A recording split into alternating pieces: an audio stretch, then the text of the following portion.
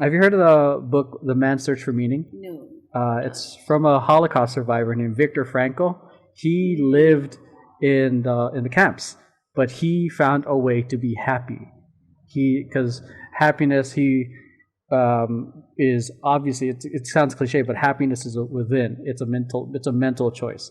It's making the most of what you have, all starting with gratitude. All the new agey stuff you guys hear, but if a guy like Viktor Frankl can find happiness in a camp during the World War II era, you can find happiness with all the luxuries. Exactly. Like all you see is complaining, and I'm just like, you have a roof over your head, okay? There are people that don't have a roof over their head. We have internet. we have internet. Can you imagine if this was back in the old times? Like you had to wait for letters, like. Yeah, there's like only radio or shit, dude. Yeah, like, and I'm just like, oh my gosh. I have a belief that people should go to a third world country at least once in their life. Yeah, I think so too. Have you ever been to one? No, but I've been to Mexico.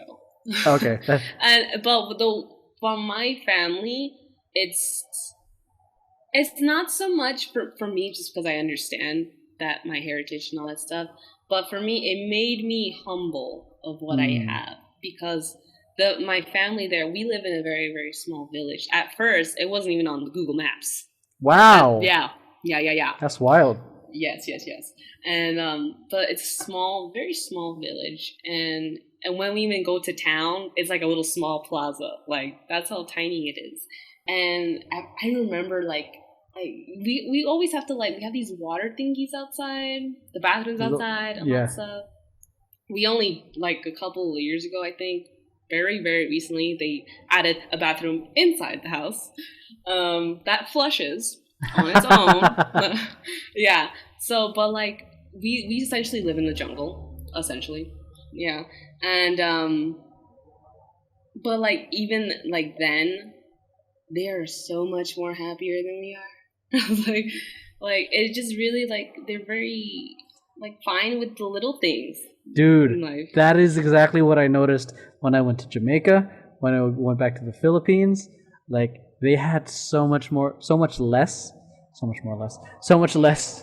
than we did, but they were happier. And honestly, when I was there, I felt happier. I felt more relaxed. I felt happy too. I was like, oh my god. Because I don't know, there wasn't. Maybe it's because we're away from our home and all the daily stresses, but it's you feel the energy of some less but more in a sense. Yeah, I remember from my memories, it was so cool too because we had a little convenience store right next to us and a little convenience store right in front of us where we lived. So it was so convenient. Even it was so small and rustic, and they don't really have that cement on the ground and stuff like that.